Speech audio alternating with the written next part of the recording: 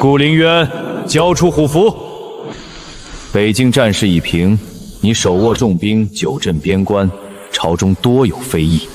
朕念你有功，不追究你拥兵自重之嫌。10年，我替靖庸守了10年北境，朔元17部归降，36城安本，100万边民安之乐业。回京第1日，等来的不是封赏，是夺权。户部尚书之子燕回关被困，是我亲军冒雪相救。兵部侍郎之弟梁道失踪，是我麾下将士7天7夜搜寻相救。礼部老臣全族曾被朔元铁骑围困，是我1夜奔袭800里，拼死解围。我救过的人，此刻都在装聋作哑。你笑什么？臣只是想起3个月前，陛下还在诏书里说，北境有臣是靖庸之幸。如今战事刚平，臣就成了陛下口中拥兵自重之人，这幸与不幸变得真快。顾凌渊，你放肆！陛下厚待于你，你不思感恩，反而当殿讥讽君上，莫非真如坊间传言，你顾家军只知北境王，不知靖庸地？3年前北境断粮3日，前线将士饿殍遍野，我彻查粮饷，发现朝廷拨付的赈灾军粮尽数流入秦王私仓。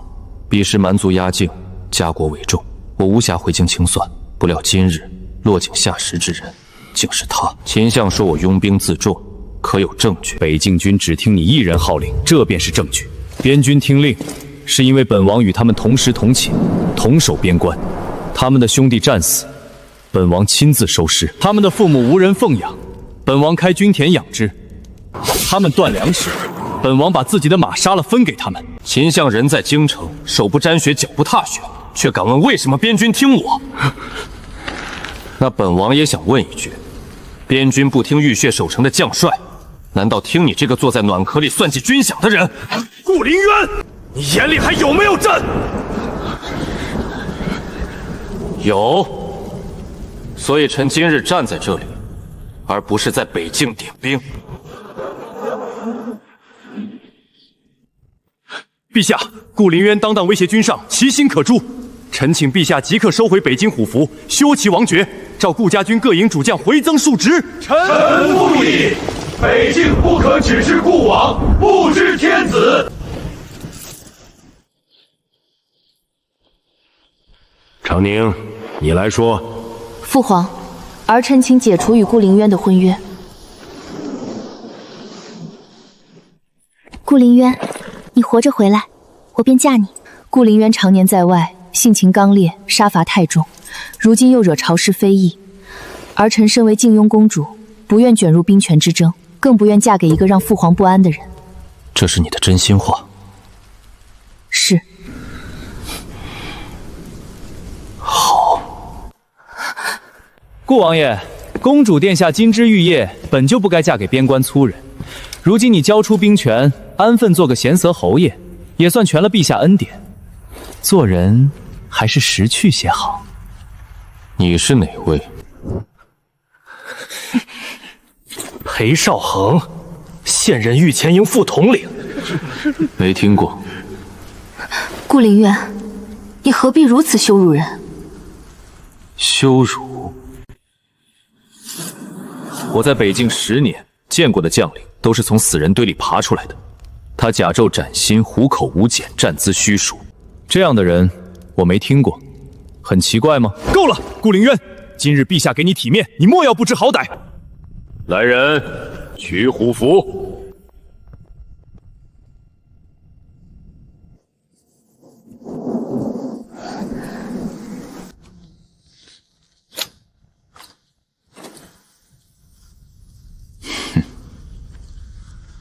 陛下可知，虎符能调兵，却调不动人心。这兵权，臣还了；这王爵，臣也不要了。这婚约，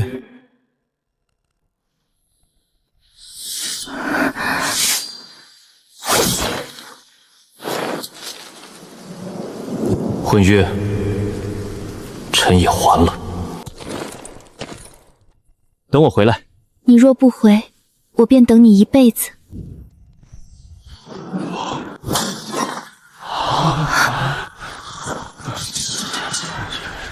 从今日起，顾林渊卸甲辞官，北境王之名还于朝廷。靖雍山河，愿陛下自首。顾林渊，你敢！陛下，臣守了10年北境，从未后退一步。今日，臣退了，望陛下守得住。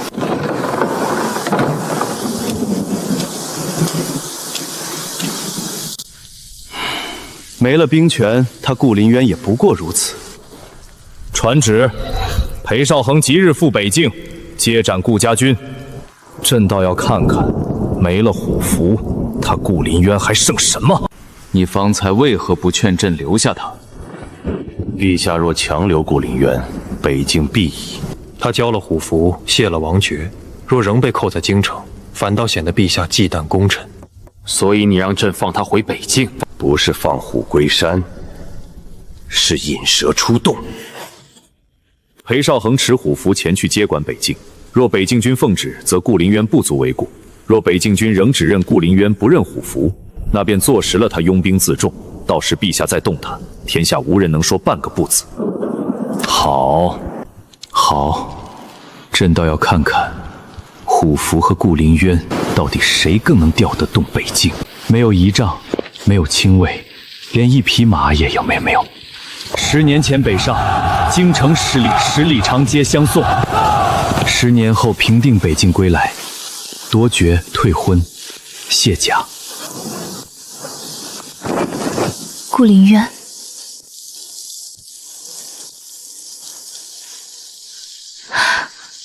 你不要怪我。公主言重了。我只是没有选择，父皇忌惮你，朝中也容不下你。若我继续与你有牵扯，只会让事情更糟。所以你选择在金殿上当着满朝文武亲手踩我一脚。顾林渊，你太锋芒毕露了。你若肯低头，父皇不会这样。沈明珠，我在北境低过头，我对战死兄弟的父母低头，对饿了3天还守城的将士低过头，对被蛮旗踏破家园的百姓低过头，对着一座座无名坟我也低过头。可我不能对昏聩低头，不能对贪婪低头，更不能对拿百姓性命当筹码的人低头。你不懂。我不懂，顾林渊，我等了你10年。你等的是杀凯旋风封王的顾渊，不是金殿失势的顾林渊。不是。你要去哪儿？北境。你已经不是北境王了。王爵是朝廷封的，可北境不是朝廷替我守的。殿线下，您怎么还在这儿？父皇让你去北境。不错，陛下已将北境虎符交给我，命我接管顾军。虎符真的能调动北境吗？顾林晨再厉害，也不过是过去了。哼，一个没了兵权的弃臣，还摆什么架子？为什么听见他这样说，我会觉得刺耳？殿下放心，等我接斩北境军，立下金功，一定为你我赐婚。你我？殿下日在金殿殿上与顾林渊划清界限，满朝都看见了。如今京中还有谁我更适合殿下？竟敢给我脸色！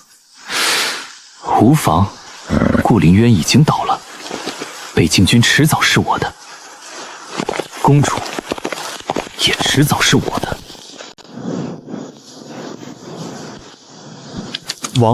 顾将军，开门。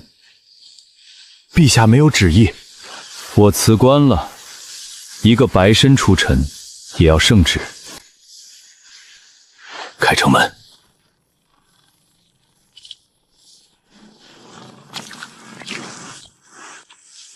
王爷，王爷，北境的事我们都听说过。我儿子在雁辉关当过兵，他说若没有您，他早死了。草民没别的，王爷路上吃。多谢。王爷，您还回北境吗？回。那就好。北境万幸，不能没有您。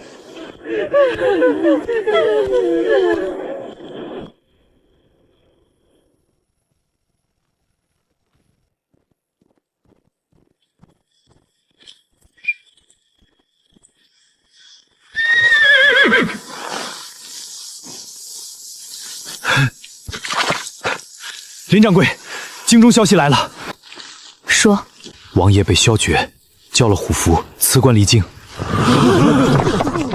他受伤了吗？没有，只是公主当众退了婚。他会的。那我们现在怎么办？传信燕北萧，点亮焰回烽火。林掌柜，焰回烽火只有边境危急时才能点。北境最大的危机不是蛮旗南下，是他们以为顾凌渊可以被一道圣旨带走。去告诉北境所有人，王爷回家了。林掌柜令，点焰回烽火，点火！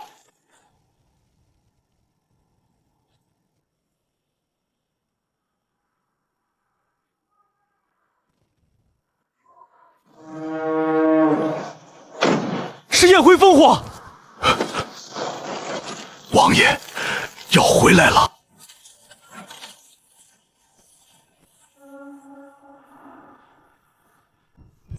焰回烽火亮了，集合，快集合！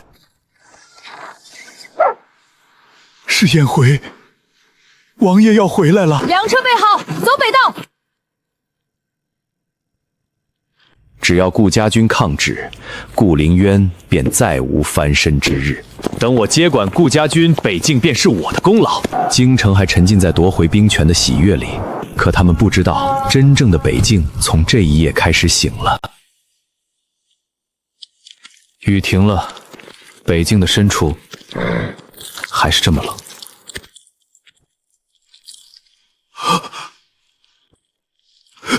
王爷！小兔子，都起来，都起来！王爷，您走的时候，我家老二还没娶亲，如今他儿子都能跑了。您守了我们10年，我们跪您一次不亏。刀剑不可怕，满朝冷眼也不可怕，可这样的真心最重。我已经不是王爷了。朝廷说不是，那是朝廷的事，在咱北境，您就是。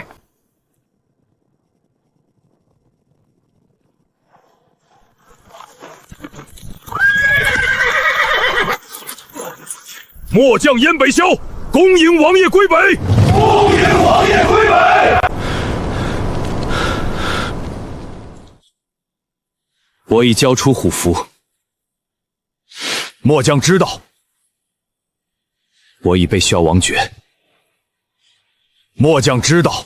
朝廷很快会派新帅接管北境军。哼，那也看他懂不懂北境军规。燕北萧，慎言。王爷，您慎了10年。他们要交战功，您让；他们托军饷，您拿自己的封赏殿。如今仗打完，他们连您的王和会约都要拿走，凭什么？凭他们觉得北境人只会忍。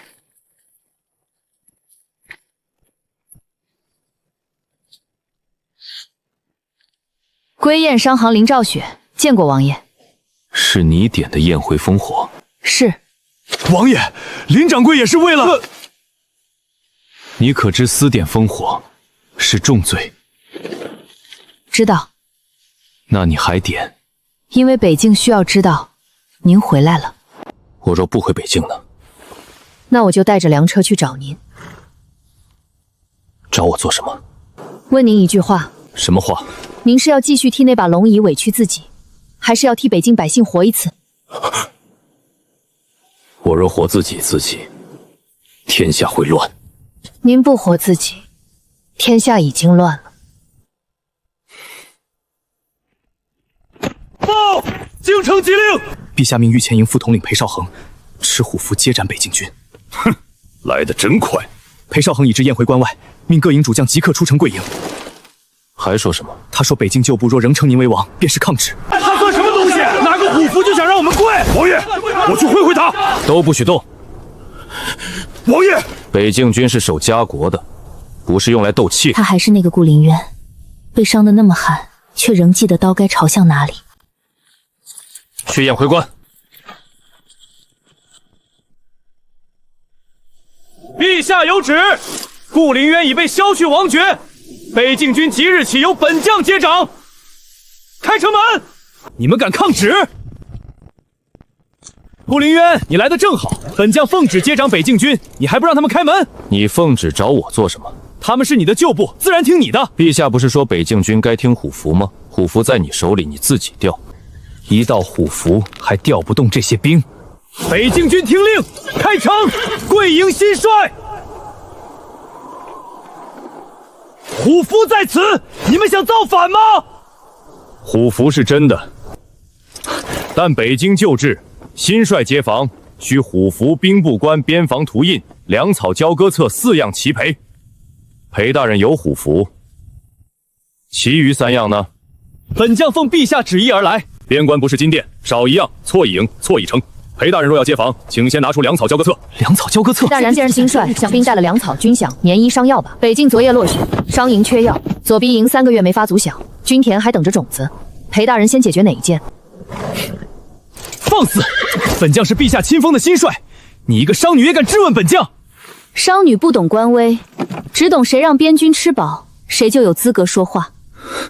顾凌渊，你就看着他侮辱朝廷命官，他说错了吗？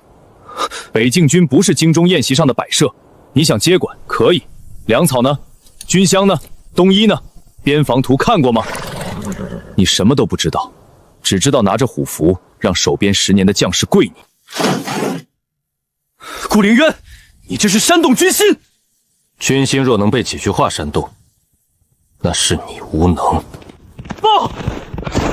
朔原黑鹰部3000骑兵逼近望北坡，边民商队被困，来得正好。好，本将亲自调兵，击退来犯之敌。黑鹰部3日前刚递过降书，不会无故犯边。望北坡附今日确有归雁商队过，但练只有商和军中知道。有人泄了粮道。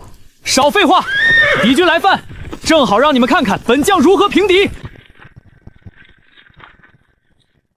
王爷，就这么让他去？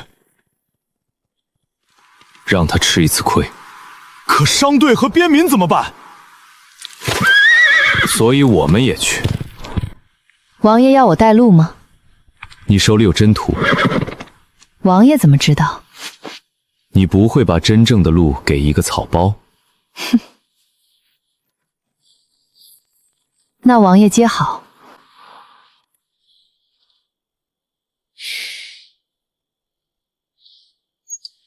救人要紧。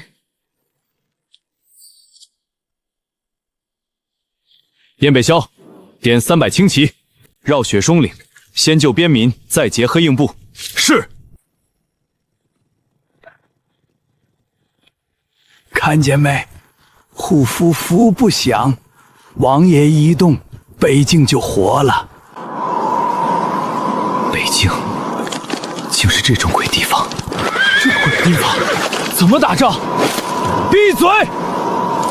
本将今日要让北境军看看，不是只有顾林娟会打仗。统领，前方地形不明，林掌柜先前提醒过，望北坡有洞河，是否先派赤探路？你也觉得本将不如顾凌渊？末将不敢。若等顾凌渊赶来，功劳还算谁的？裴统领，前方发现黑鹰部骑兵踪迹。多少人？约莫300。哈哈哈哈哈！区区300也敢犯边？传令，全军压上！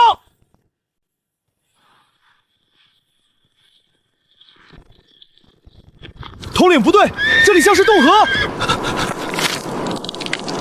地图上明明是平路，林昭雪那个奸商女敢骗我！救我！救我！退！快退！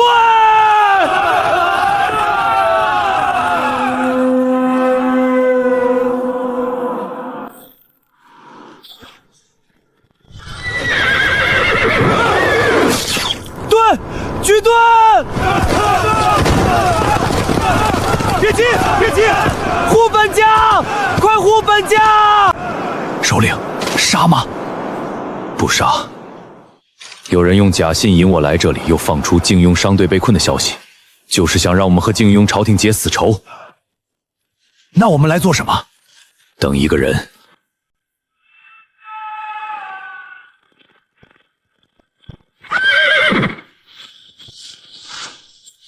顾王，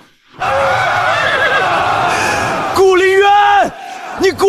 勾结硕远！你为何来望北坡？有人以归雁商队为饵，告诉我这里有旧物被靖庸军扣下，信上盖着喝鹰旧印。印是真的，信是假的。什么意思？黑鹰部旧印3个月前在京中贡礼里出现过，能接触到他的人不在北京。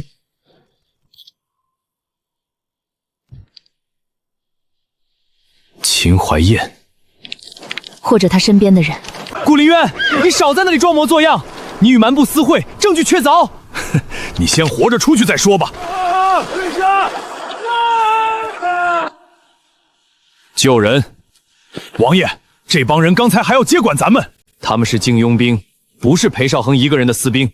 救！抓紧！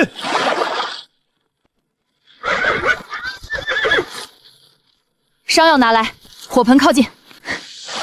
林掌柜，我们刚刚还骂你，骂我没事，活着回去，把看到的都说出来，别让真正救你们的人继续被人泼脏水。我记住了。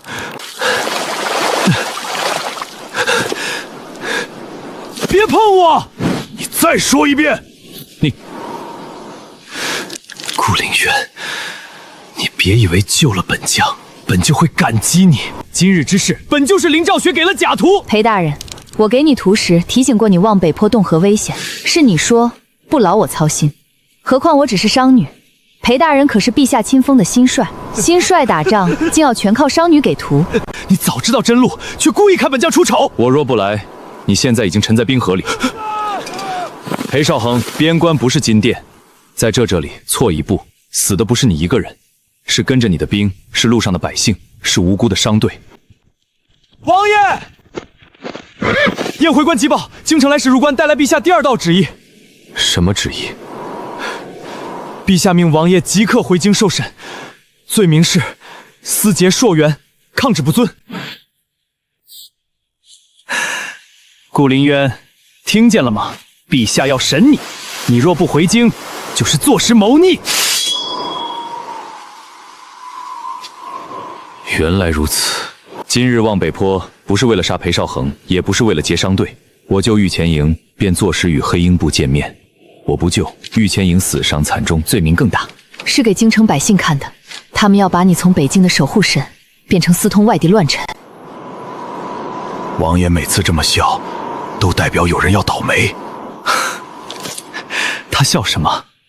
既然陛下要审，那就审。你真敢回京？为何不敢？京城是他们的地盘，但证据在我们手里。严北骁，护送受伤御前营回雁回关，把今日所有参与救援的兵士姓名记下。归雁商队保留商药出入账册。阿术烈留下信件和旧印来源。黑鹰部愿作证。是他要做什么？裴统领，你不是要回京告我吗？我不是像被反手牵入他的另一个吗？正好，我们一起回。你要把局推回京城？他们不是喜欢在金殿上审人吗？那就让满朝看看，北京的风雪能刮出多少京城的脏东西。这一次，他终于不再只替那把龙夷忍。这护符或许从一开始就不是权柄，是秦怀燕递给我的饵。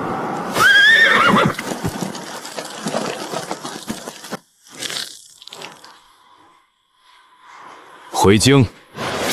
是。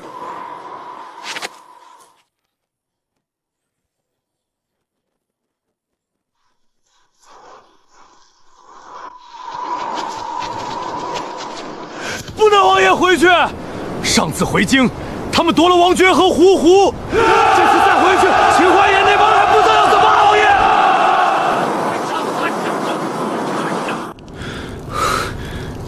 我带3万骑护王爷回京，末将愿随行。你是护我，还是逼京城认定我谋反？那也不能让您一个人回去。我不是一个人。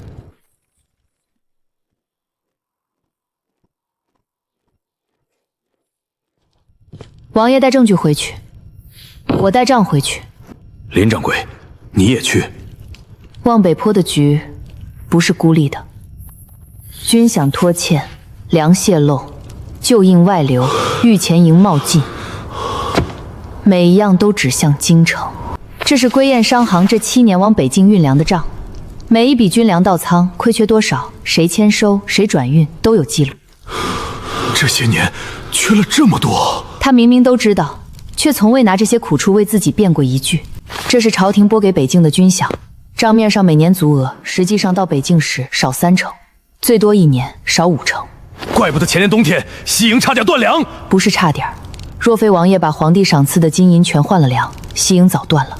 被人误解他不说，被人亏欠他不提，连被当众抛弃也只是斩了婚初转身离开。他太能忍了，能忍到让人心疼。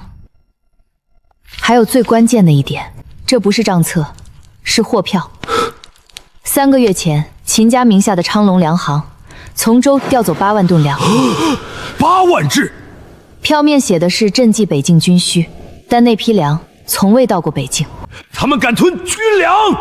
不止吞，那批粮后来高价卖给了南方灾区，换回来的银子进了秦家旁支的钱庄。这帮畜生，猜忌可忍，污蔑可忍，可拿边军和灾民的命换银子，不能忍。所以这次回京，不只是洗清你的罪名，还要撕开他们的粮账。你想怎么做？秦怀燕能坐稳相位，不是因为他一个人厉害，是因为他背后有粮商、有钱庄、有朝中转运官吏。怎么让他们自己跳出来？放出消息，说王爷回京受审，北境军心动荡，归雁商行怕被牵连，准备断掉北境粮道，转投秦家。这不是自毁名声吗？想钓大鱼，总要折点饵。你不怕？怕。怕归雁商会被查封，怕跟着我的伙计被牵连，怕我爹留下的粮道毁在我手里。那你还去？因为我爹死前说过，粮送不到，兵会饿死，兵死了，雁回关就没墙了。我做粮道不是为了发财，是为了让守墙的人有一口饭吃。很多人敬我、宠我、怕我、求我，可他不一样。我带你回京，王爷不怕我拖累？你若是拖累，满朝文武就都是废物。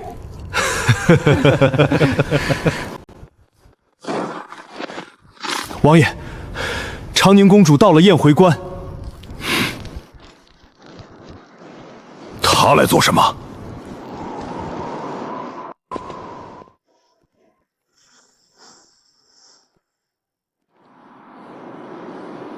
顾凌渊，公主殿下，他以前从不会这样叫我。父皇让我来传旨，你即刻回京受审。哼，公主殿下传旨，何必亲自来？是怕我们王爷跑了，还是想看他笑话？我没有。公主还有事？我想问望北坡，想说秦怀燕不会放过你，可我还有资格吗？裴少恒说你与黑鹰部私会，你信吗？从前我会毫不犹豫说不信，可金殿上是我亲手把他推远。我知道了。不是，我只是……公主殿下若是来传旨，旨意已到；若是来审人，证据在京城金殿上自会分明。他是谁？为什么站得这样自然？你是谁？归雁商行，林兆雪。商女。公主殿下慎言，林掌柜的粮救过北境无数将士，不是谁都配轻看他。连燕北萧都这样护他。公主殿下，我确是商女，所以我知道一石粮从中州运到雁回关要换几次车，死匹马，冻伤几个伙计，也知道一套冬衣少到边军手里，夜里会冻死多少伤兵。王爷在北境近10年，不只是打胜仗、垫草安抚战死士卒的家眷，这些知道吗？我不知道，我只知道他打胜仗，只知道他是父皇忌惮的北境王，他缺过多少粮，冻死过多少兵，替多少百姓收过尸，我一无做。我等的是一个凯旋的英雄，林兆雪守的却是英雄背后那条快断的粮道。明日启程。你真要回去？公主不是来传旨的吗？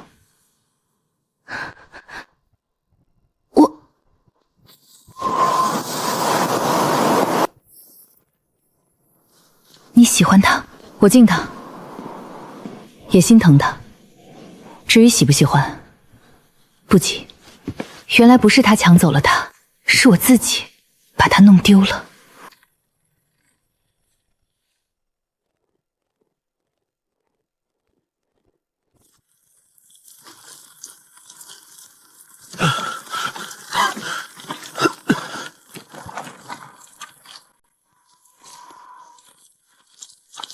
他一次也没有回头。京城几大粮行里，至少3家与秦家钱庄有往来。就引匆匆共里入京，接触过的人也要列出来。我说等了他10年，可这10年，我究竟懂过他什么？王爷，老人家不必跪。这是我儿媳做的。我儿子是北境军，前年战死在野狼岭。你儿子叫什么？周成，野狼岭左营第3队，他是为救2个新兵战死的。王爷还记得？记得，北境每一个战死的人，我都记得。我竟用这8个字否定了他10年。记得一个普通士兵的人，真的是我口中杀伐太重的人吗？你记性倒好。不是记性好，是他们不该被忘。可你自己呢？谁记得你？至少以后我记。那样的眼神，他曾经也给过我吗？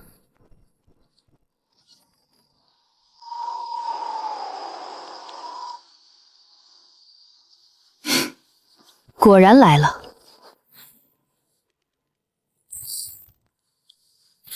再动一下，下一剑就不是地上了。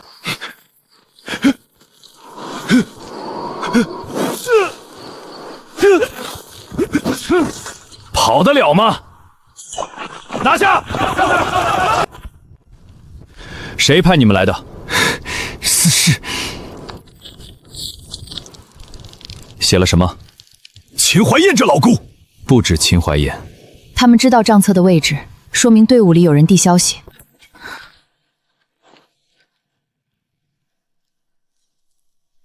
你看我做什么？裴大人急什么？我还条上的墨是京城裴家常用的松烟墨。裴少恒，是你？一派胡言！把人押下去，天亮继续赶路。王爷，不审了。真正想毁账的人，在金殿上等着。你要将计就计。他们想看我空手回京，那我就空手给他们看。夜里走水，烧坏了一车杂物，账毁了就好。果然。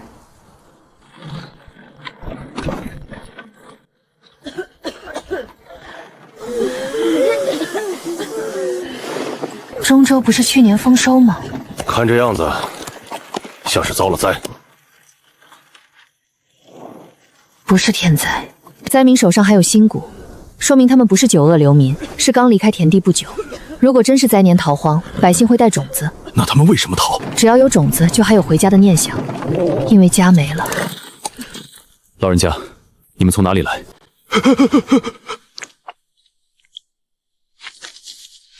不能拿官爷的东西，拿了要还命的。官爷的东西拿了要还命，这也是靖庸的百姓吗？不是官爷，只是路过的人。不是出了事，是被收没了。县里说朝廷要抽军粮，强征田亩。抽军粮，北境军可没收到。老人家别怕，你只说是哪个县？青山县。青山县是秦家粮仓所在。强征民田，假借军粮，把百姓逼成流民。开3车赶粮。掌柜的，这些是回京路上的储备。开，把备用军粮分出去。是。顾凌渊，你倒会收买人心。这些流民来历不明，万一混入刺客呢？你怕刺客，怕就离远些。谁让你们在官道居住？滚开！都滚开！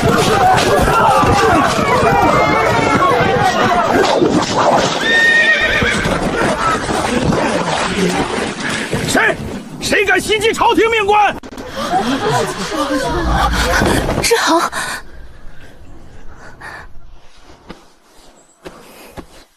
七皇子沈之恒靖雍帝最不受宠的儿子。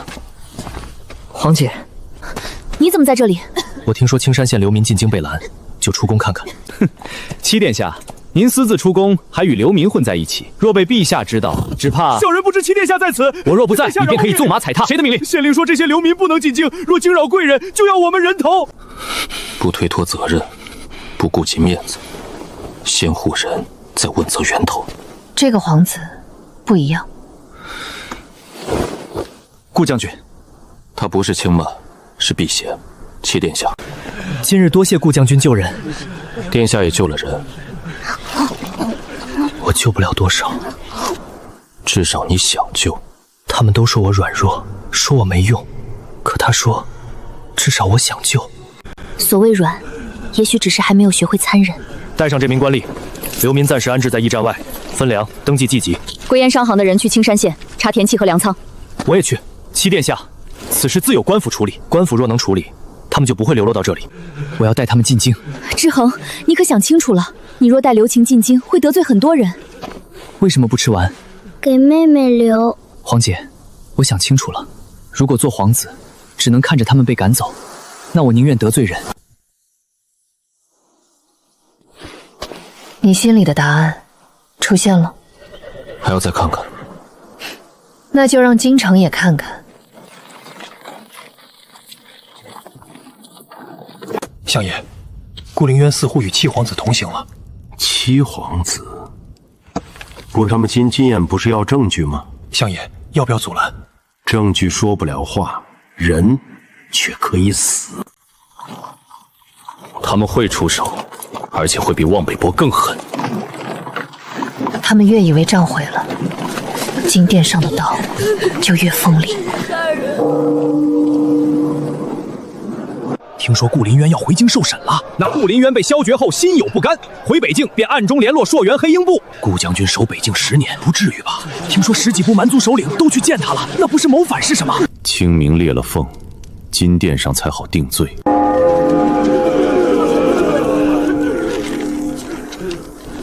青山县百姓进京告御状。七殿下，这不合规矩。百姓被夺田夺粮，活不下去，进京告状，哪里不合规矩？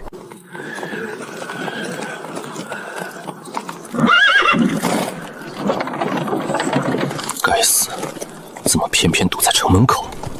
那是北境王，不是说被削爵了吗？嘘，小声点儿。我们是青山县的。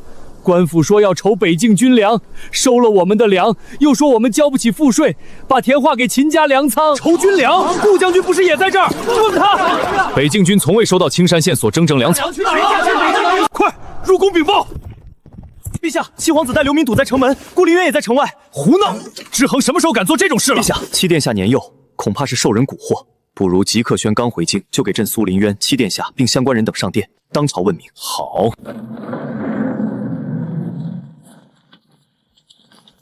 上一次，我在这里交出虎符，斩断婚书。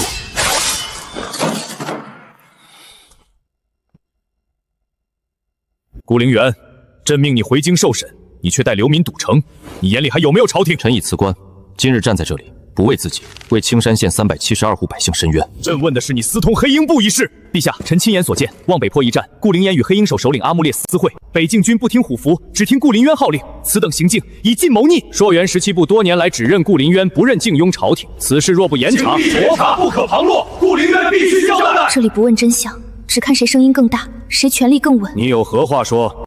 臣有证人。黑鹰地首领吗？蛮族之言，岂可信？陛下，末将御前营校尉赵启有话要说。赵启，你敢？裴统领，望北坡如非顾将军相救，我们3000御前营至少折损过半。你明知不熟地形，却贪功冒进，陷入洞河后，先喊护你自己。末将可以作证，我也可以作证，还有我。他们胡说。即便顾灵鹤救了人，也无法解释他与黑鹰部首领私会。黑鹰部并非犯边，他们同样是被假信引到望北坡。哼，假信何在？在民女这里。这上面确有黑鹰部旧印，就因为真岂不明黑鹰部确有行动？可3印是真的，这枚旧印随朔元贡礼入京，曾有礼部钦点，再送入红羽御司封存。荒唐！你一介商女，如何知道朝廷贡礼流向？因为那批贡礼入京时走的是归燕商行护送的旧商道，沿途一单。陛下若有不信，可查礼部与鸿胪寺封存记录。陛下，贡礼入库后确有鸿胪寺封存，臣需回去核查。印都能流出去，你还要查什么？够了！陛下，望北坡之事或有蹊跷，但青山县征粮之事，臣从未听闻。若确有地方官借军粮之名搜刮百姓，臣请陛下严查。终于等到你摘干净自己了。秦相当真从未听闻。你什么意思？民女本想把账册带来，可惜昨夜驿站遇刺，账册已经被烧毁。毁了就好。既然账册已毁，那你空口无凭。陛下，林兆雪分明是栽赃秦相，账册烧毁，谁知道他原本有没有账册？是啊，账册烧了，确实难办，所以民女带来的是副账。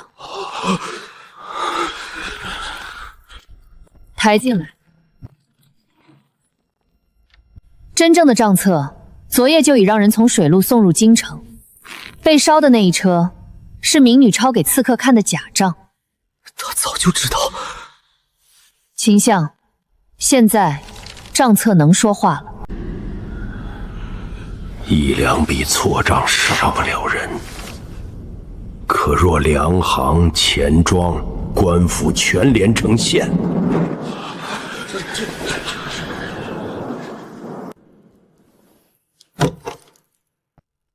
不能让这些账册在殿上摊开。他真的把英雄背后的粮道带上了金殿。里面不是兵刃，却比兵刃更让人胆寒。念。陛下，民女所呈不是朝廷正账，只是归雁商行这些年转运北境粮草军需东衣所留副账，若有不实，户部、平部转运司皆可除条核对。商行账册岂能作为朝廷定罪之据？秦相说的对，他还有后手。所以民女今日不只带了账，也带了可以核账的人。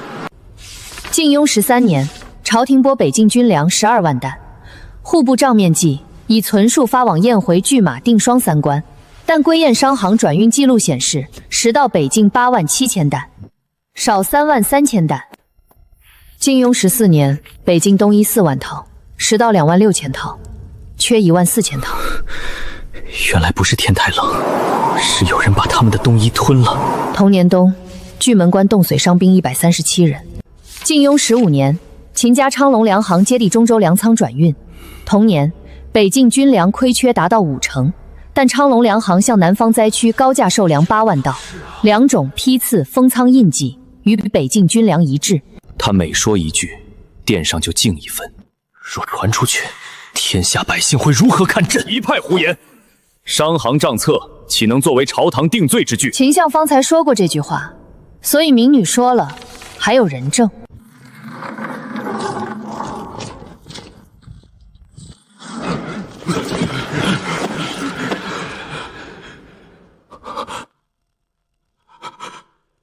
你们，陛下饶命！小人只是记账的。那些粮确实是秦家二爷吩咐转卖的，银子进了秦氏钱庄，再由相府外管事提走。狗奴才，你敢攀咬本相？他不敢，所以我给了他一条活路。秦相应该不知道，你灭口的人里有一个没死透。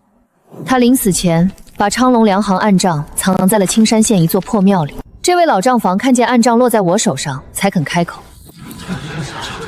最大的破绽竟不是顾林渊，是这个商女沿着粮道摸到了秦家的命门。陛下，臣在北境10年，数次上书军粮不足，朝廷每次回信皆言足额发放，责臣管理不善。如今臣想问一句，这些死在风雪里的兵，这些被夺田夺粮的民，该向谁讨命？陛下，臣冤枉！这是顾林渊与林兆雪联手设局，顾林渊因被削爵而报复朝廷。陛下明察，顾林渊此次回宫带流民、带商女、带所谓账册，分明早有谋划。金殿上，我已经错过一次。父皇，长宁，你要说什么？儿臣可以作证。殿下，刺客一身上搜出纸条，写着个账毁人流，纸条所用松烟墨正是裴家常用。你胡说！裴少恒，昨夜你看见账车被烧时，松了一口气。他也看见了。望北坡一事，你贪功冒进，害3000御前营陷入险境。回京路上，你又试图毁账册，你所谓指证顾凌渊根本不可信。沈明珠，你别忘了，是你亲口推了顾凌渊，你现在替他说话，是后悔了吗？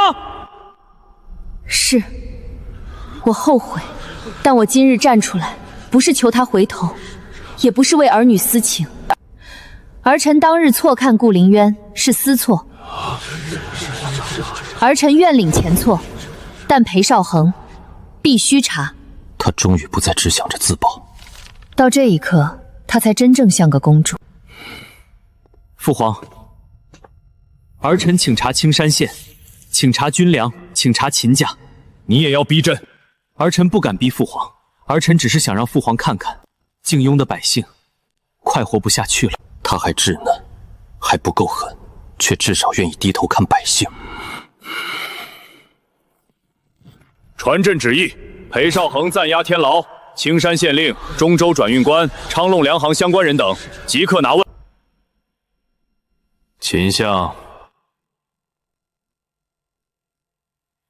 相暂避朝务，协查军粮案。臣领旨，今日之辱，一个都不会放过。顾凌渊，今日的话，我是真心的。我知道，公主能站出来作证，是靖庸之心。我们真的回不去了吗？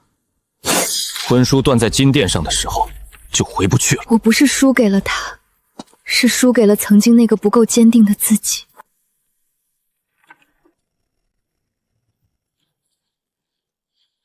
心软了吗？没有。答得这么快。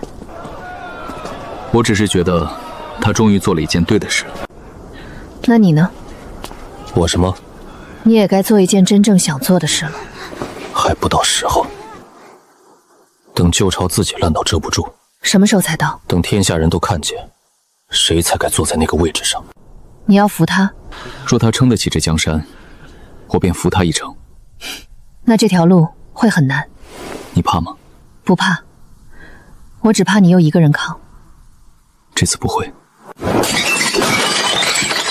今日之辱，必须用血洗。去通知二皇子，告诉他，若再不动手，龙椅就要落到那个废物七皇子手里了。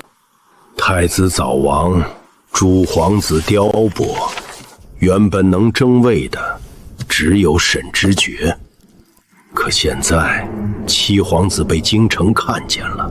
七皇子是真仁厚，敢替流民说话，皇家总算有个肯看百姓疾苦的人。京中如今都在殿下仁德，沈之恒也配？生母卑微，无外家可依，见了兄长只会低头，他凭什么？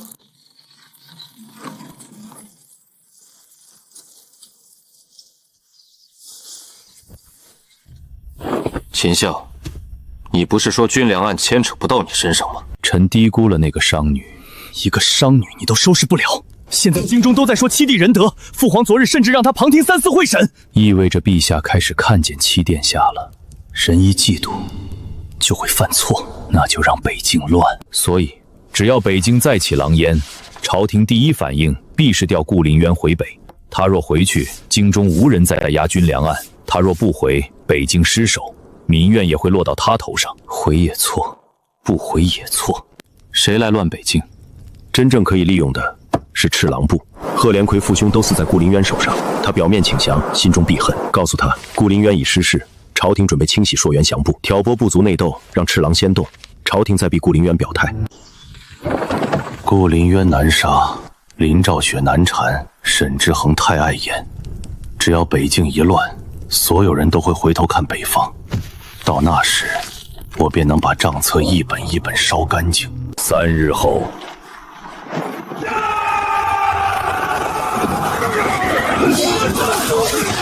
是赤狼部。同日夜里，3处边民牧场遭袭。北京急报，赤狼部反了，尚未正式举旗，但已有犯边之时。望沙宝请朝廷速派将领安抚平乱。顾凌渊虽已辞官，但朔元诸部多为其名，不如让他回北京。秦相这么急着让我离京，臣只是以国事为重。赤狼部这次动得太巧，不是巧。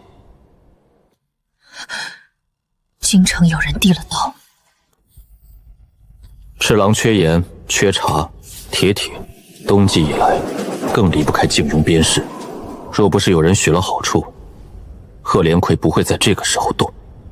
顾凌渊，你怎么说？臣不悔。北境动乱，你竟不回？我一回，军粮案便停。秦嫔等的不就是这个？你这是置北境百姓于不顾。秦相若真顾北境百姓，就不会吞他们的粮。够了，边境不可不管。臣虽不回，但有人可以回。民女愿回北京。荒唐！边境平乱，岂能让一介商女插手？他们劫粮夺马袭商队，却没有公保，说明贺连魁在试探。他们在试探朝廷反应，试探顾凌渊是否回北，试探其他硕元部族站哪一边。若先断其严查铁器，稳住黑鹰、白鹿、青庸诸部，再查清挑拨源头，或可不战而定。你有把握？没有10成，但比让一个不懂北境的人拿着圣旨去乱杀要强。林兆雪熟悉粮道商路，部族互市。他以商行身份回北境，比朝廷使者更容易接近各部。林兆雪一遭暂留京城，京城军部大动案就少了最熟账的人。准。林兆雪以归雁商行名义回北境，协助望沙堡安抚诸部。民女领命。若他死在北境，账纸也会变成死物。你让我回去，其实是因为京城有人想让你走。是。那我就成了他们下一个目标。是。你可以不去。你明知道我一定会去。拿着。这是什么？见此令，北境全听你一人，安危会护你。顾凌渊，你这是给我保命，还是给你自己安心？都有。那我一定活着回来。若势不可为，先保命。我像是逞强的人，好吧，偶尔有一点。这一笑，倒像北境雪后初晴。京城这边，你小心秦怀嫣，还有二皇子。你也看出来了。做账的人最擅长顺着银子找人。没有多余暧昧，却更让人心酸。等我回来。我等你。10年前，我也曾让他等我，可我没有守住。我会活着回来。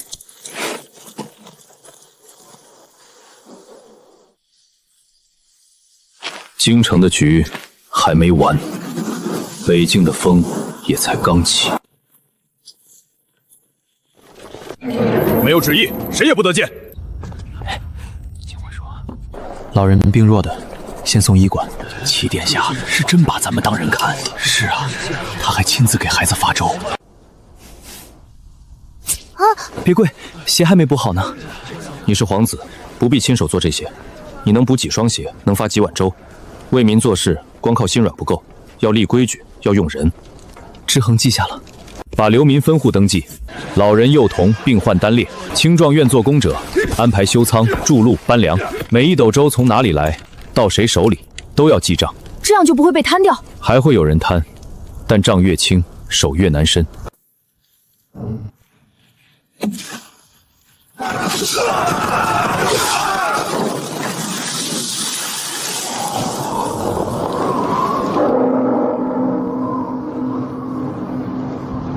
北境急报，此乃铁证。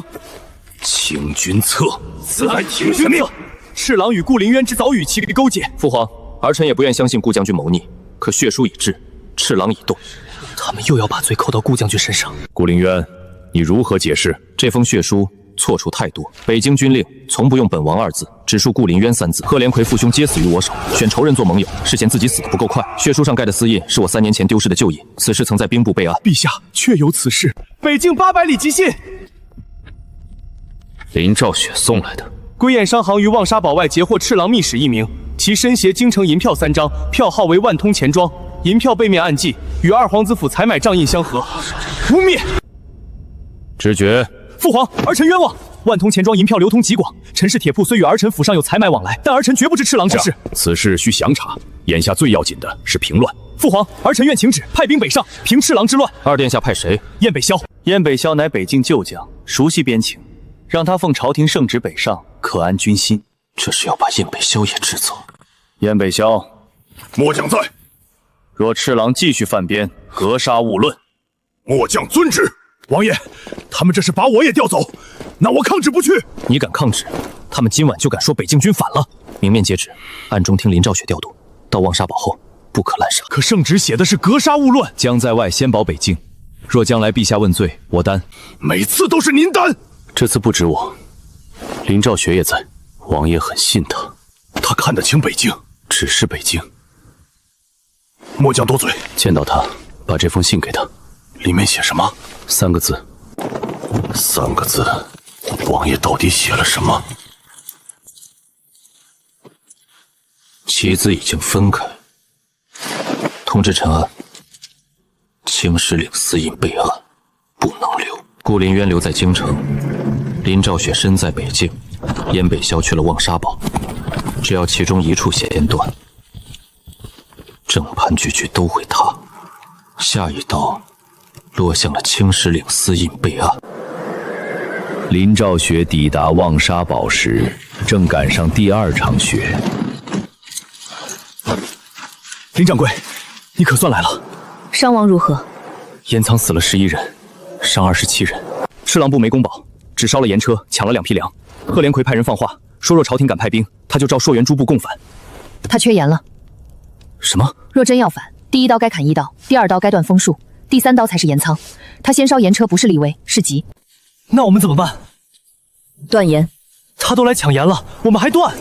赤狼部一粒盐不卖，茶砖、铁器、药材也都停，但给黑鹰、白鹿、青阳3部降粮价。谁不反，谁有粮；谁反，谁断盐。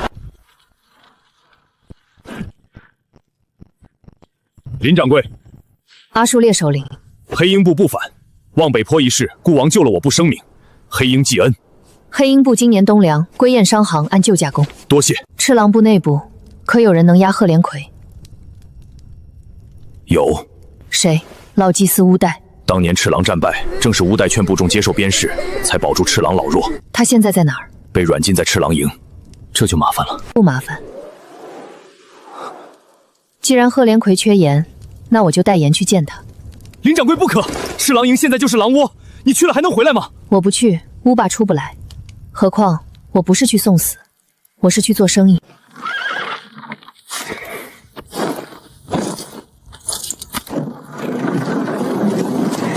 国王知道会杀人吗？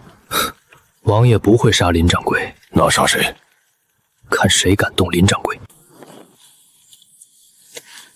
归燕商行的女掌柜。赤狼首领，顾林渊派你来的？不是。那你来做什么？做生意。你带这么点人进我赤狼营，还敢说生意？我带了盐。你想卖什么价？这几车盐和粮我不要银子，我要乌代祭司。你胆子不小。胆子小，走不了北境粮道。你不怕死？怕，但你现在更怕没盐。归燕商行会断赤狼部3年盐茶，黑鹰、白鹿、青阳会拿到赤狼抢杀伤的证据，到时候赤狼部的孩子连一口咸汤都喝不上，你敢赌吗？掌柜的。贺连魁，我今日来是给赤狼部留路，不是给你脸。好，顾凌渊身边竟有你这样的人。现在可以谈了。乌代可以给你，但盐我要1半，粮和茶也给你1半。这么大方，这笔账我会记记。你是林霄的女儿？祭司认得我父亲。当年他给赤狼部孩子送过药，后来他死在燕回关外。我来带您走。赤狼的狼崽走错路了，老东西，少废话。哼。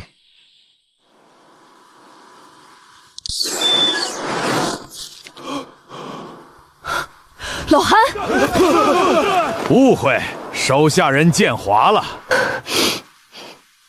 别说话。我给老掌柜没丢脸吧？没有。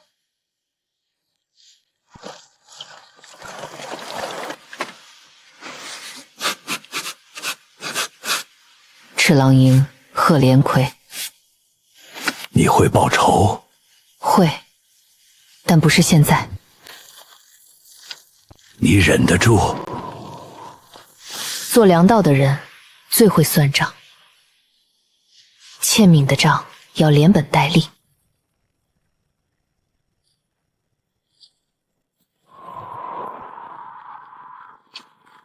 林掌柜受了伤，归雁护卫死了2人。贺连魁找死！他当然要死，但不是因为我。贺连魁玩了，赤狼部还在。赤狼部中，贺连魁该杀，不明无辜不能杀。我们要杀的是贺连魁，不是把整个赤狼部推成死敌。那你说，怎么打？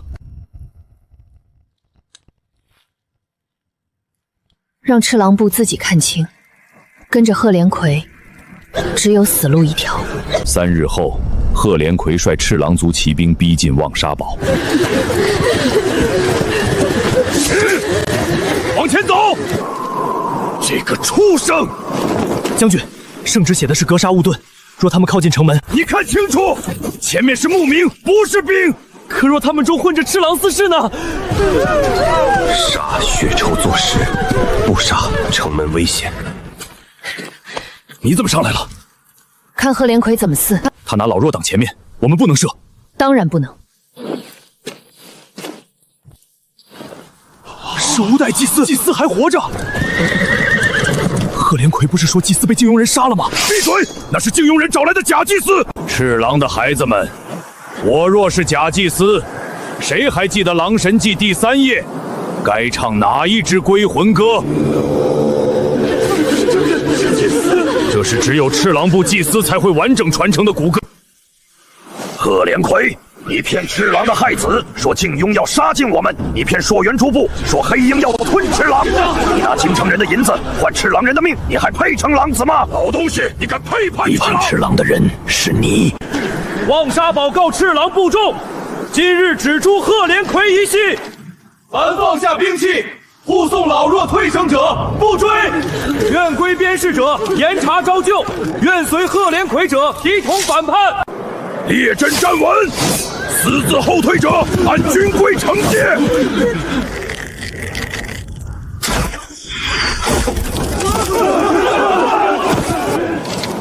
下一箭射你的头。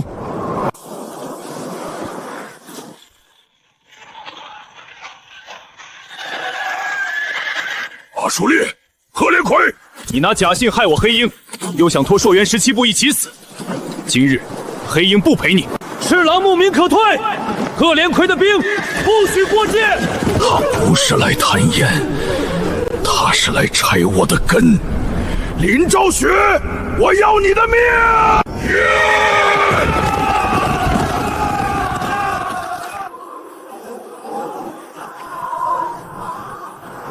放！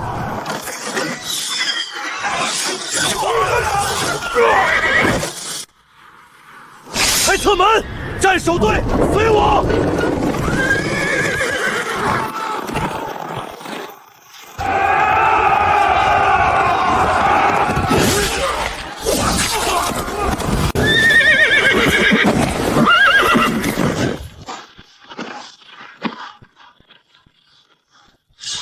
保护林掌柜！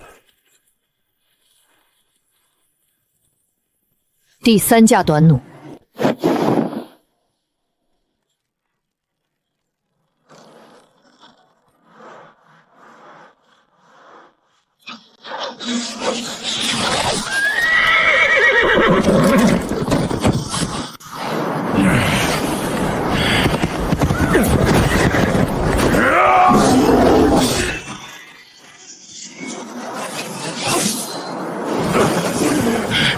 你这个女人！做账的人不亲自讨债，但会记得债主什么时候该死。贺连魁，你以赤狼老弱为盾，以族人性命换京城银票，狼神不认你，赤狼部也不意味着死后不得入族伙，不得被族人传承。国起狼名！不，我是赤狼首领，你们不能！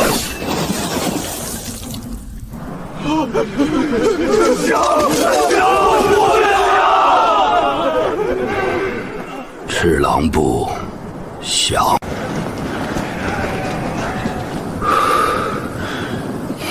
他确实不懂排兵布阵，但他懂人心，懂部族的恐惧与贪婪，更懂什么时候该救，什么时候该杀？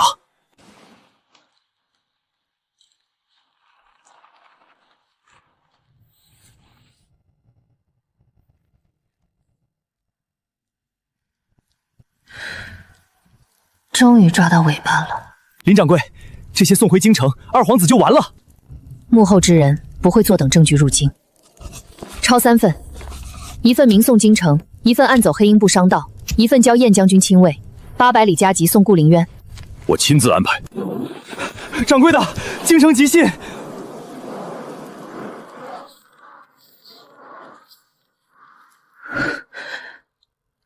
怎么了？七皇子府起火，小顺子死了。京城也动手了。你要回去？赤狼已平，赫连魁死了，北境暂时稳住。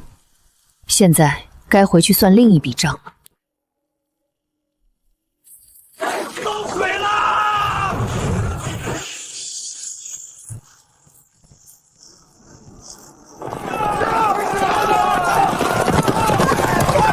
快救火！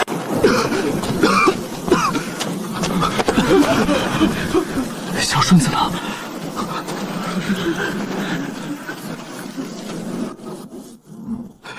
小顺子还在里面，放开我！殿下，里面进不得，小顺子还在里面。宫里人不把他当皇子时，是小顺子替他偷偷留热饭；他被兄长们戏弄罚跪时，是小顺子跪在远处陪他。殿下，奴才不要假，奴才想看那些孩子都能吃饱。小顺子！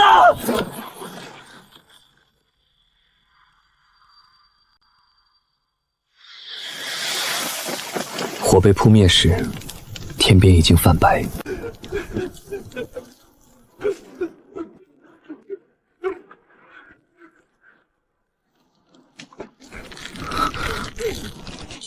顾将军，他们杀他，是因为我吗？是，你开始挡他们的路了，所以他们要让你怕。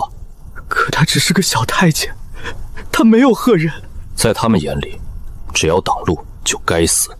殿下，错的不是救人的人，是杀人的人。你救一个人时可能会得罪10人，你要救一城百姓时可能会逼出满朝恶鬼。若你只想做一个人善之人，可以哭可以退，可若你想有一天坐到那个位置上，你就不能只会哭。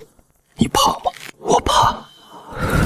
他的尸身被找到时，怀里抱着半箱烧残的文卷。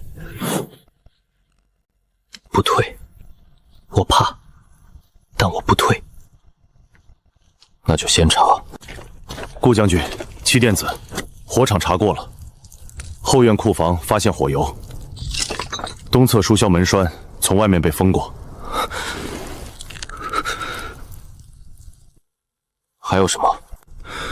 书斋废墟里找到一枚残印，像是兵部旧印封泥。兵部，这是青石岭旧印备案册的封泥，毁掉备案记录，在反咬沈之恒私藏兵部密档。他们想再遭我。兵部今晨也报了失火，文档防备烧。青石岭私印备案册不见了。不见了，不等于毁了。兵部昨夜谁值守？兵部主事赵文成。人呢？死了，说是畏罪自尽。哼，死得真及时。顾将军，现在怎么办？去兵部。顾将军，七殿下，此事本官正在查。赵文成尸体在哪儿？不是子玉。顾将军，此事还未详查。你说，赵主事颈骨断裂，勒痕位置偏后，不像自尽，倒像是先被人勒死，再挂上去的。昨夜谁进过文档房？烧的是文档房，不是整个兵部。只守军事门房打藏人，总有人活着。那就查，反而化为一种现在查。我就在这里等。臣不敢。小人没看见，昨夜太乱了。把赵文成尸体抬到院中，看着他说：“殿下饶命！小人昨夜看见二皇子府的陈管事来过，他带了2个人。他们说奉二殿下口谕，走时带了一个木匣。赵主事后来就没再出来。”拿陈安。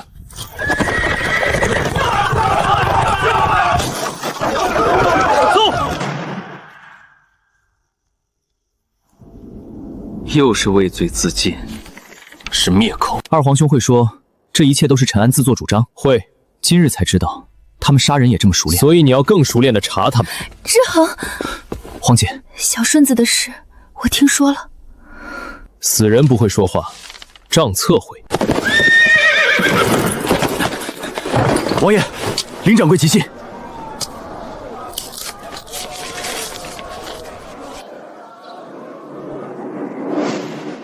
证据到了。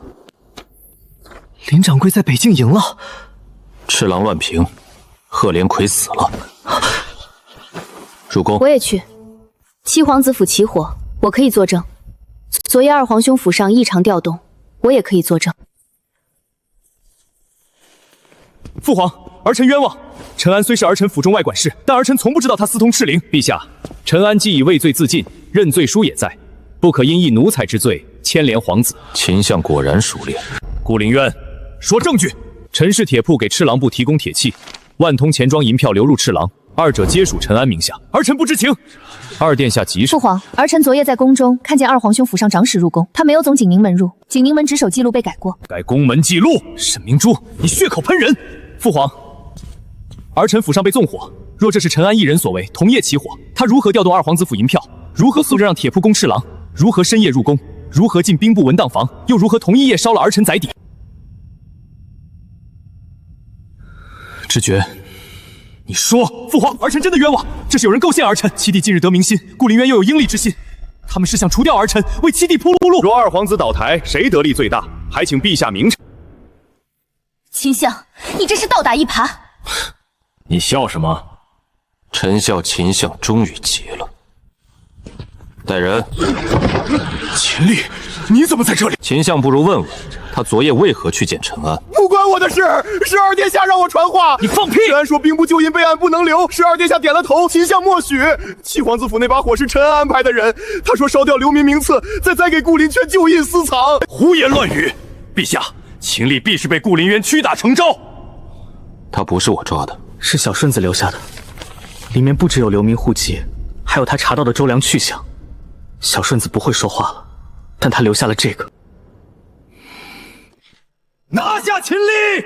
陛下饶命啊！二皇子沈之坚禁足王府，交宗正寺刑部大理寺同审。秦怀言革去相位，暂押府中，非诏不得出。臣领旨。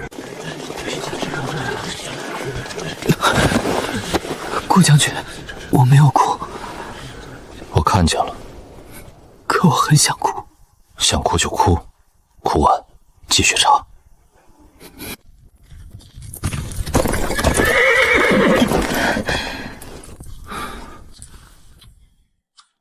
伤怎么样？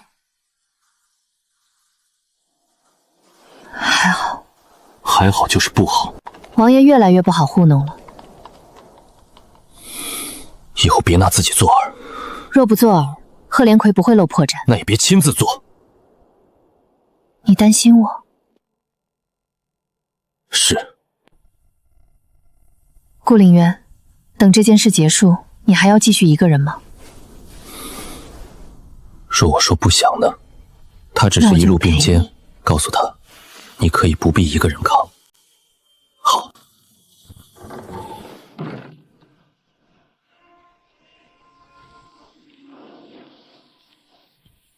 原来他不是不会温柔，只是他的温柔已经不属于我了。秦怀燕被革相位后，京城看似平静，实则暗流比任何时候都凶。陈安、秦厉擅自作乱，与本王无关。军粮案牵出17名官员，3家粮行2处钱庄，有人称病，有人失踪，有人夜里暴毙。秦家的网比朕想的更深。你想扶之衡上位？陛下如今春秋鼎盛，何来上位之说？你不必拿话敷衍朕。顾凌渊，你不是会绕弯的人。臣已辞官。可天下人还把你当北境王。朕当初夺你虎符，是因为朕怕你太能打，也太得人心。朕是皇帝，可北境百姓拜的是你的长生牌。可陛下不该拖军粮，不该纵容秦淮县，不该把百姓的命变成弑臣忠心的棋。你在教训朕！臣只是说实话。你果然从未真正臣服，臣忠的是山河百姓。出去。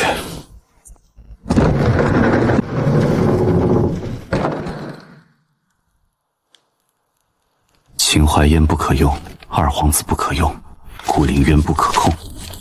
这个天下，仿佛一夜之间不再完全属于朕。相爷，二殿下传来消息。他怎么说？二殿下说，若再不动手，他就真的完了。禁军南营统领愿意接应，景宁门也安排好了。传令，今夜动手。相爷，若败，若不动，才是必败。顾灵渊以为把我革相就赢了，林兆学以为几本账子能定乾坤，七皇子以为靠人心能得天下。今夜我就让他们明白，朝堂不是靠账本和眼泪说话，是靠刀。入夜后，京城起雾了，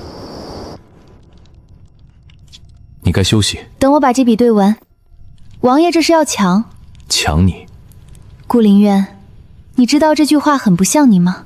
休息。王爷，宫中有异动。说。景宁门换防异常，禁军南营不在原位，二皇子府附近有兵马集结。秦淮烟要动手了。去七皇子府，保护沈之恒。我去。不，你带人去宫门，我去七皇子府。我跟你去。你有伤。京城两岸的证据还在我手里，我留在这里，秦淮烟一样会派人来杀。跟着你，反倒安全。上马，名次入乡，仆从往后院集合。顾将军，宫中出事了，二皇子可能宫变。父皇呢？秦淮英若要宫变，必先控制陛下，再宣布二皇子奉诏监国，清君侧。暂时不知泪说话，是靠刀。入夜后，京城起雾了，你该休息。等我把这笔对完。王爷这是要抢？抢你？顾灵渊，你知道这句话很不像你吗？休息。王爷，宫中有异动。说。景宁门换防异常，禁军南营不在原位，二皇子府附近有兵马集结。秦淮烟要动手了。去七皇子府，保护沈之恒。我去。不，你带人去宫门，我去七皇子府。我跟你去。你有伤。京城两岸的证据还在我手里，我留在这里，秦淮烟一样会派人来杀。跟着你，反倒安全。上马，名次入乡，仆从往后院集合。顾将军，宫中出事了，二皇子可能宫变。父皇呢？秦淮英若要宫变，必先控制陛下，再宣布二皇子奉诏监国，清君侧。暂时不知清谁。你。还有我。那我们入宫。你想清楚，进宫之后就没有退路。我不退。走。宫里出事了。相爷入宫，正往御书房去。传秦相呢？顾灵渊勾结七皇子谋逆，挟持御父皇。本王奉密诏清君侧，当者杀。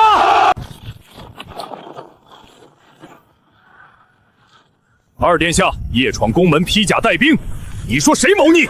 燕北萧，你敢拦本王？哼，老子连贺连魁都砍了，还怕你？杀！这条路是沈明珠派人送来的。父皇在御书房，秦淮烟带人过去了。皇姐，你怎么还在这里？我是静庸公主，这个时候不能躲，从这里走可直通御书房侧门。若今晚能活下来，替我看着之恒，他比我们都干净。我会走可直通御书房侧门。若今晚能活下来，替我看着之恒，他比我们都干净。我会。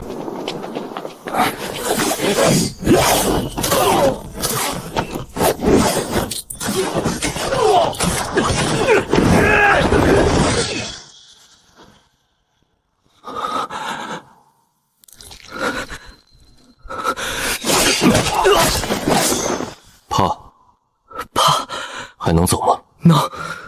记住这种感觉，不要喜欢杀人，但也别怕为了救人拔剑。陛下，二皇子奉密诏清君侧，还请陛下写下传位诏书。秦淮言，朕倒是没想到你敢逼宫。臣也不想走到这一步，可陛下听信顾灵渊七皇子之言，要毁了靖庸朝堂根基。根基？是毁了你的秦家根基吧？他不是我的傀儡，不是顾将军推我。你竟能到这里，你布的局还是不够密。七殿下，你终于还是被他推上来了。看见流民无田，边军断粮，父皇被你们围在玉还是被他推上来了。看见流民无田，边军断粮，父皇被你们围在御书房里。是你们让我知道，若软弱的活着，什么都护不住。哼，殿下真以为凭几句仁义就能赢？不能，所以我会学用人，学治军，学人心。我不怕自己不会，我怕的是明知道摆在眼前的苦难，却假装看不见。天真也比烂透了强。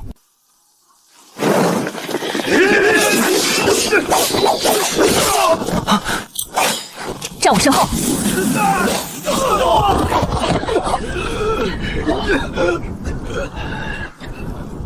二皇子败了，沈知觉被擒。秦相，你的新军好像不太顶用。顾林渊，你赢了我，但你赢不了黄泉。陛下，你看见了吗？今夜救你的是顾林渊，明日天下人就会说是顾林渊扶七皇子入宫平乱，你还能容他吗？住口！你疑他一日，就会疑他一世。会疑他一世。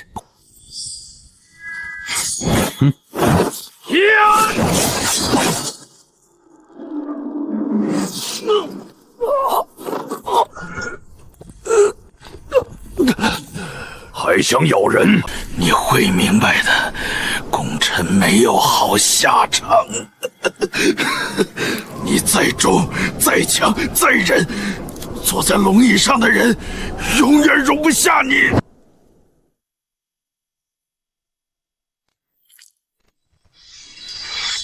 陛下无恙，臣告退。顾凌渊，你就没有什么想说？有。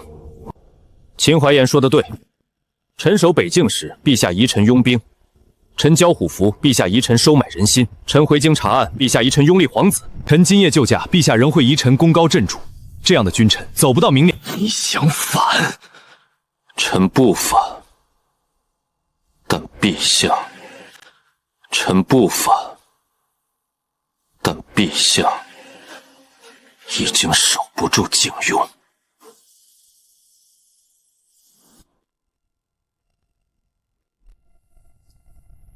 戚殿下，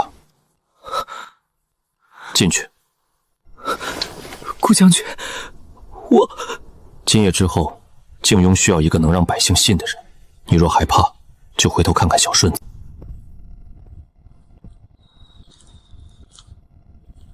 朕已经没有选择了，民心已散，朝堂已烂。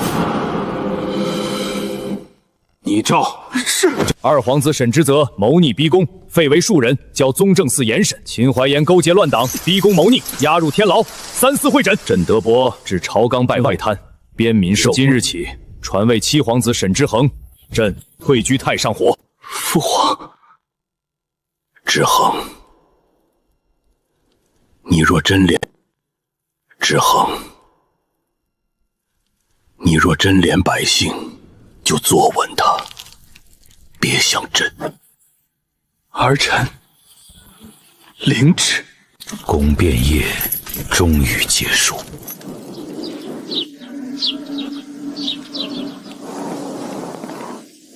结束了吗？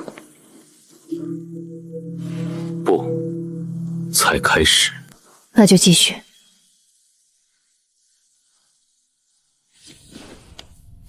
旧帝退位，新君将立，靖雍的天终于还了。3日后，新帝登基。太重了。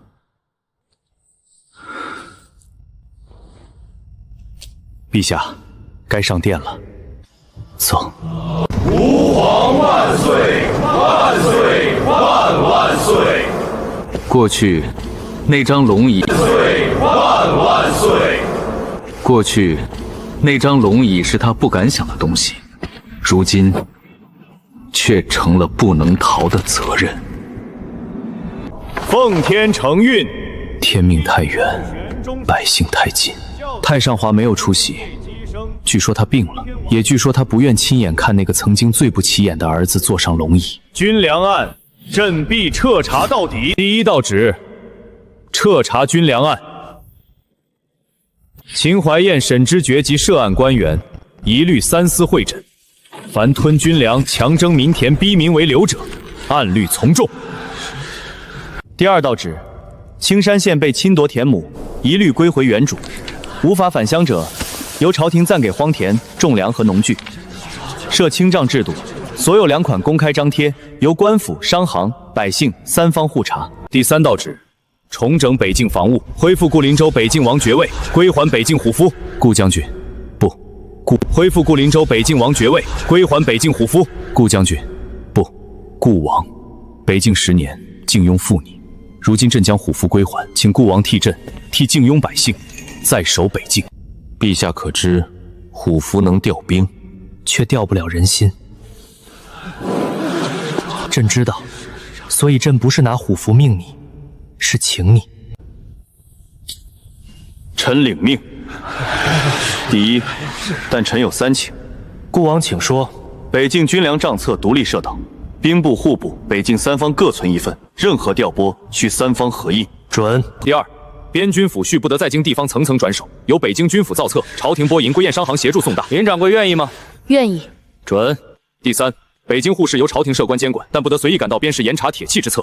请知天晴而空言杀发者，逐出议事。登基大典之后，军粮案全面收网。本相受人构陷。赤狼密信、宫变证词，小顺子留下的范陷。赤狼密信、宫变证词，小顺子留下的范景名册全部入案。定案。秦怀燕谋逆，贪没军粮，勾结皇子逼宫，判斩立决。沈知觉废为庶人，赐死。裴少恒因诬陷功臣，毁账未遂，望北坡贻误军机，被削职流放北疆苦役。秦家所得银粮半数补北境军需。顾凌渊，你以为你赢了吗？信君今日信你，明日未必不依你。功臣的命永远悬在龙椅一念之间。所以我不会只教他用我会教他如何不必疑我。一个清明的朝堂，不该靠皇帝信某一个功臣维系，而该靠制度，靠百姓能说话，靠边军能吃饭。秦淮烟，你输的不是我，是那些你从未放在眼里的人。顾凌渊，公主，我向知衡请旨，去青山县督办还田和赈济。以前我总转在宫里看天下，我想出去看看。公主能如此，是百姓之幸。她很好。过出去看看。公主能如此，是百姓之幸。她很好。顾凌渊，祝你们平安。多谢。顾王，我能不能再问你一件事？陛下，请问，我会不会有一天也变得像父皇那样？会。人做得太高，就容易看不见下面。让不顺耳的话能进宫，让账册能查到底，让百姓有告状的路，让边军知道他们守的不是某个皇帝的脸面，而是身后的家。若有一天你真忘了，我会回来提醒你。怎么提醒？重则骂，重则打，看情况。顾王，北境交给你，京城交给陛下。王爷，该启程了。林掌柜，北京粮道也交给你。陛下放心，我会把每一笔账都记清楚。事情。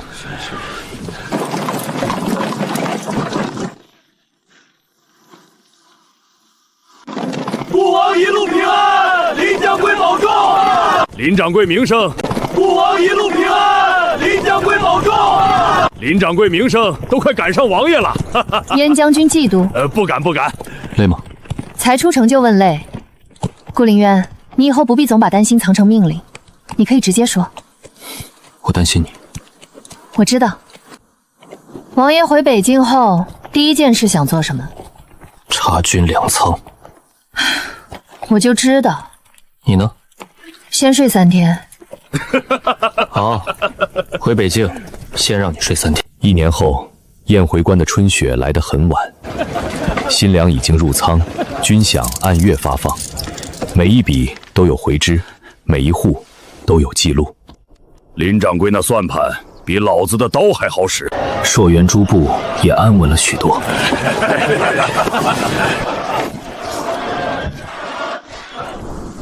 你们靖庸的新皇帝比旧的讲理。他还在学，能学就不错。经理。他还在学，能学就不错。京城也不断有信来。今日又有人说朕太人弱，人不是弱，但人若无锋，便护不住人。你教皇帝也像训新兵，他确实是新兵。哪一营的？靖庸营。我终于明白，一纸诏书落到地上，要经过多少人的手，才能变成百姓碗里的饭。他变了很多。人能变，是好事。你不怪他了？早就不怪了。不怪，不代表回头。我又没问你回不回头。做什么？今日不看账。王爷要胖功。陪我走走。好。这座关城曾经满是血与火，如今终于有了人间烟火。我父亲若曾经满是血与火，如今终于有了人间烟火。我父亲若能看见今日，应该会高兴。他会。顾凌渊，你还记得我第一次问你的话吗？是继续替那把龙椅委屈自己，还是替北境百姓活一次？记得。那现在呢？现在，我替他们守，也替自己活。林兆雪，我在北境有一座旧宅，宅子不大，院中有棵老梨树，春天会开花。王爷这是在说宅子，还是在说别的？都有。那王爷想让我做什么？想请你住进去。只是住进去？若你愿意，便做王府女主人。那我要先看账。什么账？王府有多少田产，多少仓粮，多少旧债，多少人情往来，我嫁过去总得先合账。春雪落在两人肩上，像白头。